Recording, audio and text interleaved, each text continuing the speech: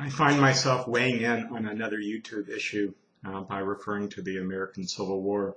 Um, I'm no historian and I'm no big fan of the American Civil War, but it seems to offer important examples might be useful in this case.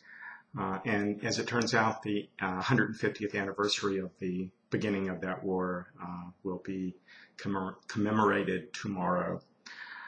The thing that I want to talk about that relates to the Civil War, and I hope to the issues that swarm around Draw Mohammed Day, has to do with the Confederate flag controversy in this country, specifically in the southern states. As you probably know, the Confederate flag was a symbol of the southern states' battle for succession in the American Civil War, and it was and remains a very strong symbol of slavery and of the attempts to retain the peculiar institution of slavery that was in place in the southern states in the middle of the 19th century here. It is a symbol that is reviled by African Americans, understandably, in much the same way that the swastika is reviled by Jews around the world.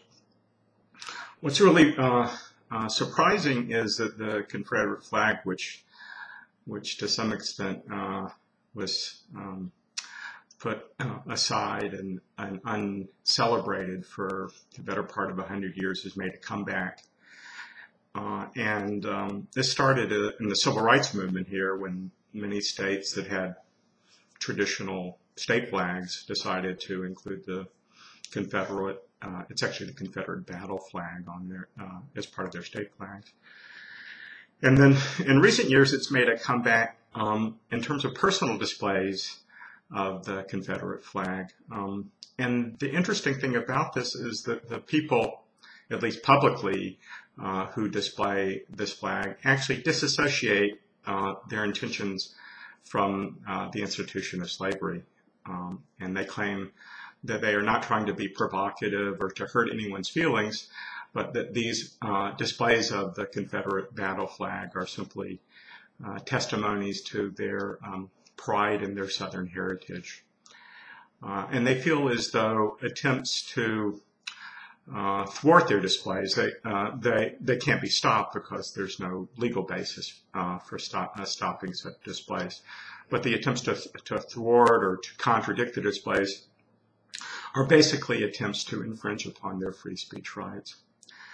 And so the controversy has become one, at least on its face, as people who want to exercise free speech rights in testimony to their pride and their Southern heritage, and people who find the display provocative and gratuitously offensive.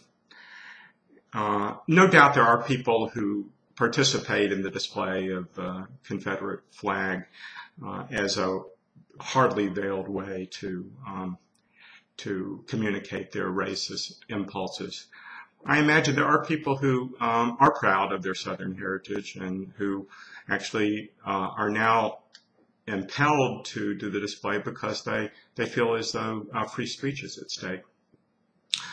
I know this isn't an exact analogy to Draw Mohammed Day, and I know it fails in a number of ways, but there are central features of it that are similar, and one has to do with the claim of a noble cause, specifically the championing of free speech rights, and doing so in the face of the fact that there is unquestionably hurt that will be caused.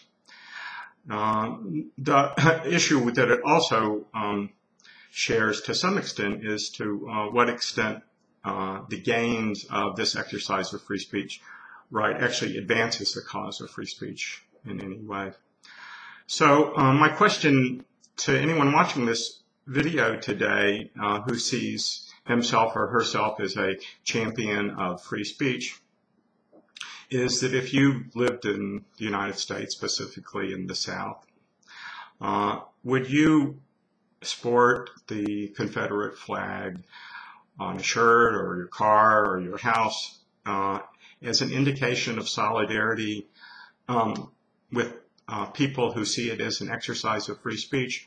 And to the extent that you would do that, where in your calculus of ethical responsibility do you see the negative impact that your exercise of free speech would have on others? I really think that this is a central aspect of the question about Drum Muhammad Day and about other controversies on YouTube, and that is that there are rights that we unquestionably exercise, but that doesn't alleviate us from taking responsibility for possible outcomes. And it's not responsibility for other people's actions, but it's a responsibility for foreseeable harms that we choose willingly to cause in the pursuit of what we consider to be a greater ideal.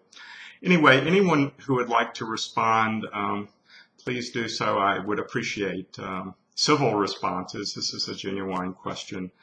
And to the extent that I can say this at the end of this video, with regard to free speech in particular, I do think that we are all in this together. Thank you.